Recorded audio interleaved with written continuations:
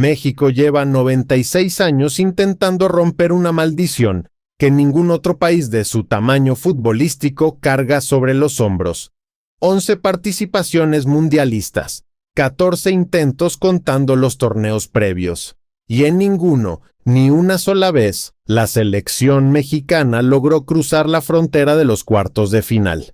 El famoso quinto partido, ese que en México se convirtió en obsesión nacional, en consigna política, en promesa de campaña presidencial y en cicatriz colectiva, sigue siendo un territorio prohibido.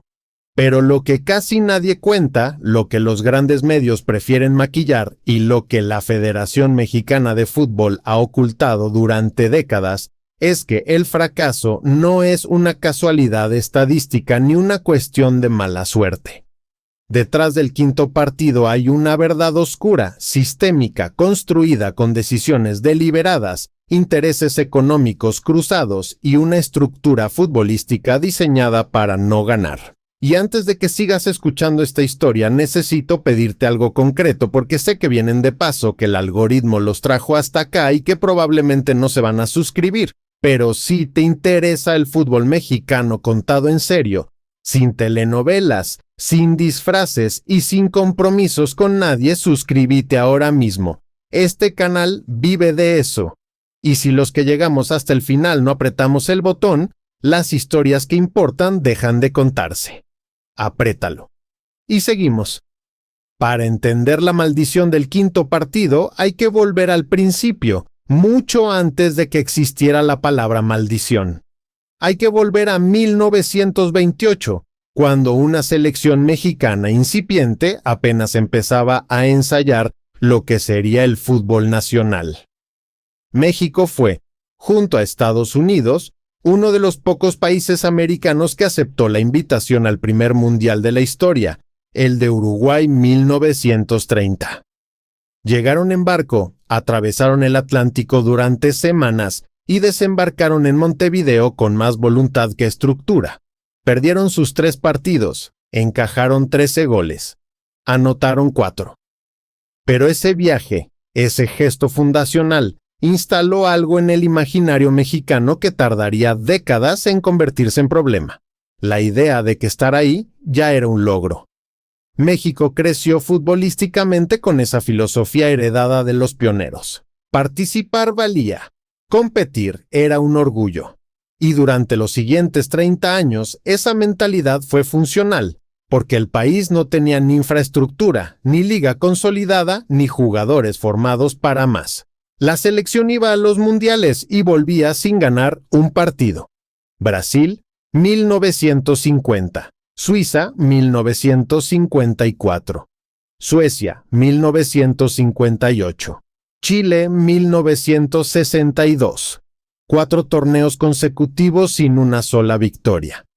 Y sin embargo, cada regreso era recibido con cariño, con tolerancia, con la convicción colectiva de que el fútbol mexicano todavía estaba aprendiendo. La cultura del aplauso por participar se enquistó en la selección desde su nacimiento, y nadie, ni federativos, ni entrenadores, ni periodistas, se atrevió a desafiarla. El primer punto de quiebre llegó en 1970, cuando México organizó su primer mundial. Y por primera vez el país descubrió lo que era llegar a octavos. La selección comandada por Gustavo Peña venció a Bélgica, empató con la Unión Soviética y avanzó como segunda de su grupo. En cuartos de final, en el Estadio Azteca, cayó 4-1 frente a Italia. El golpe fue duro, pero la narrativa oficial lo convirtió en éxito. Los diarios de la época celebraron el desempeño. Los aficionados llenaron las calles, y la conclusión que se instaló, una conclusión que cargaría sobre el fútbol mexicano durante medio siglo, fue letal. Cuartos de final era el techo natural, no el piso, no un escalón, el techo. Lo que casi nadie se atrevió a decir entonces, ni después, fue que ese resultado había sido posible solamente porque México jugaba en casa, porque tenía la altura del Distrito Federal de su lado, porque arbitrajes amables le abrieron el grupo, y porque el sorteo lo había emparejado con rivales que, en condiciones neutrales, lo habrían eliminado en primera ronda. Pero el ego nacional necesitaba un mito, y el mito de los cuartos como destino digno se fabricó ahí, en aquellas semanas de junio del 70, mientras Pelé levantaba la Jules Rimet en el césped del Azteca. A partir de ahí, la historia se repite con una precisión casi quirúrgica. Argentina 1978, eliminación en primera ronda. España 1982, eliminación en primera ronda. Y luego, en 1986, otra vez como anfitrión, otra vez con todas las condiciones a favor, México vuelve a llegar a cuartos. Pero esta vez la herida se profundiza, porque enfrente está Alemania Occidental, en un partido que termina 0-0, y la eliminación llega por penales. Fernando Quirarte falla, Raúl Servín falla, y el país entero, que se había convencido durante un mes que aquella era la generación del cambio, se desploma. Hugo Sánchez, el goleador del Real Madrid, ni siquiera tira un penal. Hay versiones encontradas sobre por qué. Hay rumores de roces internos con el técnico Bora Milutinovic. Hay testimonios cruzados que nunca se aclararon del todo. Y otra vez, el resultado se viste de épica para evitar la autocrítica. Y en ese contexto aparece el dato más incómodo de toda la historia mundialista mexicana. Las 2 veces que México llegó a cuartos fue como anfitrión. Las 2 veces que cayó, las 2 veces que la federación celebró, las 2 veces que el país creyó que estaba hasta un paso.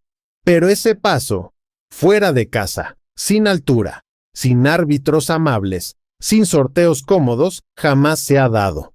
Porque el problema no es de jugadores, el problema es estructural. El siguiente capítulo de la maldición empieza en 1994. En Estados Unidos, México llega con una generación brillante. Jorge Campos, Luis García, Hugo Sánchez en su despedida mundialista, Alberto García Aspe, Ramón Ramírez. Pasa la fase de grupos sin perder y en octavos frente a Bulgaria cae en penales. Marcelino Bernal falla, Jorge Rodríguez falla. La selección se va con el invicto en los 90 minutos, pero se va. En Francia, 1998, repite octavos, repite eliminación, esta vez frente a la Alemania, 2-1 tras ir ganando. En Corea y Japón, 2002. Otra vez octavos, otra vez eliminación, esta vez frente a Estados Unidos.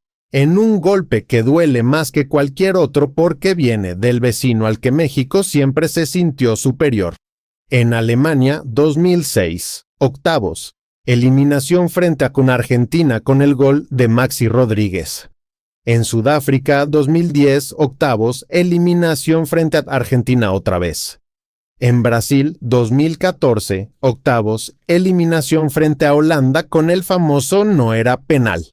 En Rusia, 2018, octavos, eliminación frente a Brasil. 7 mundiales consecutivos, 7 eliminaciones en octavos. Una rutina tan precisa que dejó de ser deporte y empezó a parecer profecía. Y aquí es donde la verdad se vuelve incómoda. Porque la pregunta que nadie quiere hacer en voz alta es ¿por qué?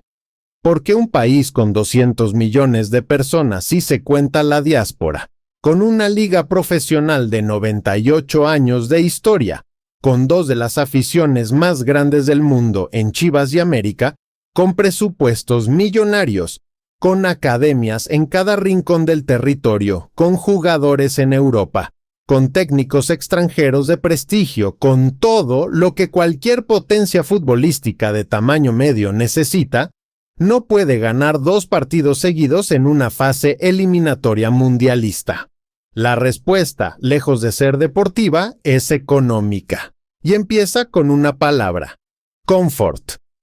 La Liga MX, durante las últimas 3 décadas, se construyó como un negocio cerrado, sin descenso real durante muchos años, con derechos de televisión repartidos entre 2 grandes consorcios mediáticos que controlan también a varios clubes.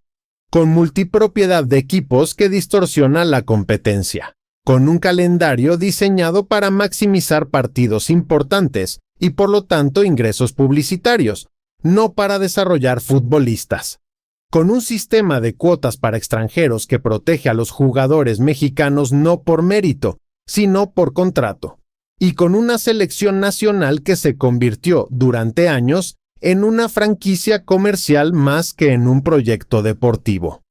Cuando la federación firma contratos millonarios para jugar amistosos en Estados Unidos contra rivales de cuarta línea, no está pensando en preparar al equipo para un mundial, está pensando en monetizar la marca.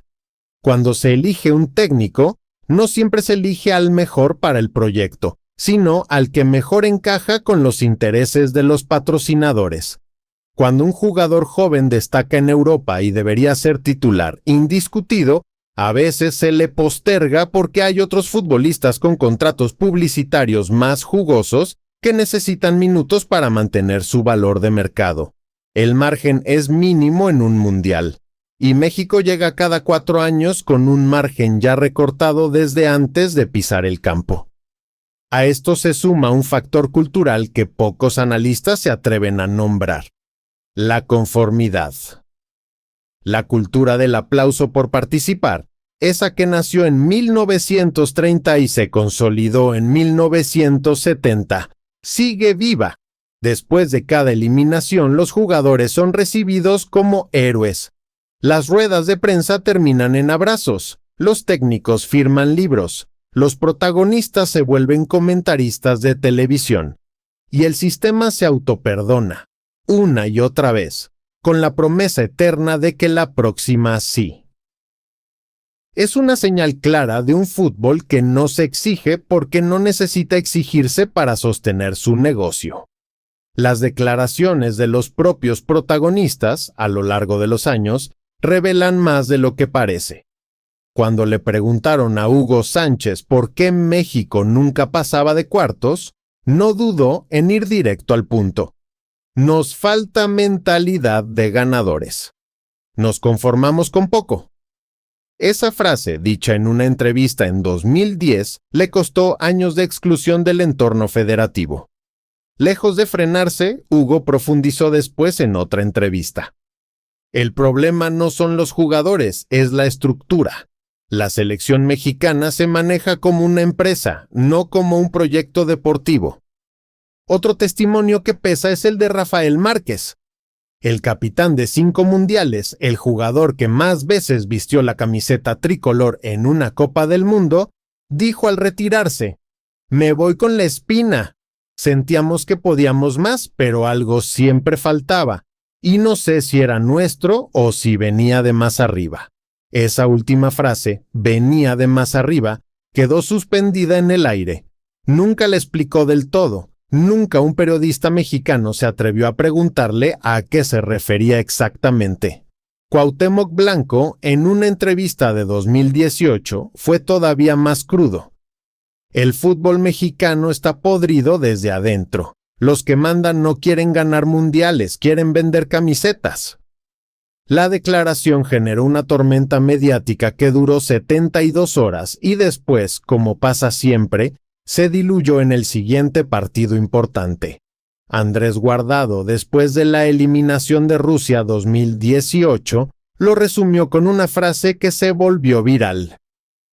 «Estamos cansados de prometer y no cumplir, pero el sistema no cambia, solo cambiamos los que lo padecemos».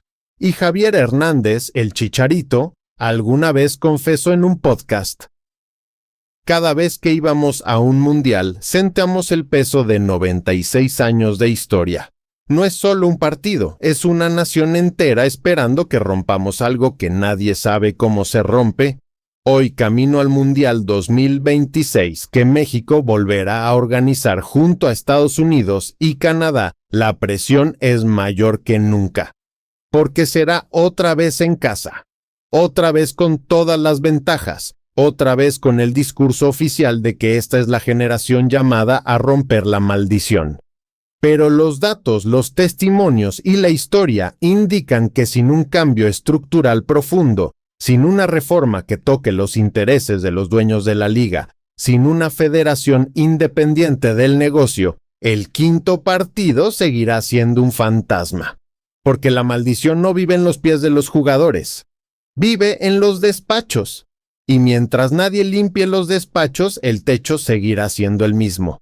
La pregunta que queda flotando, la que millones de aficionados se hacen cada 4 años en silencio, es si esta vez será distinto.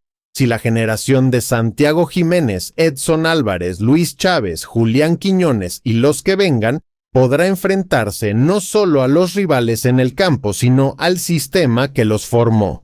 Si el técnico que llegue al banquillo tendrá la libertad real de elegir a los mejores, no a los más vendibles. Si la federación tendrá el coraje de cambiar lo que durante 96 años nadie quiso cambiar. O si en julio de 2026, otra vez, el país despertará después de unos cuartos de final perdidos repitiéndose la misma frase de siempre. La próxima sí. ¿Estamos frente al inicio del fin de la maldición o simplemente frente a un nuevo capítulo de la misma historia con otros nombres? El tiempo tendrá la última palabra. Pero hay algo que sí depende de vos en este momento. Si esta historia te dejó pensando, si te hizo cuestionar lo que durante años nos contaron como destino inevitable, hace 2 cosas antes de irte. Suscríbete, porque acá no hay miedo a tocar lo que otros maquillan. Y mira el video que te dejo ahora mismo en pantalla, donde reconstruyo desde adentro la verdad oculta de la generación dorada de Hugo Sánchez y por qué ese México de los 80 nunca pudo ser lo que prometió. No te lo podés perder.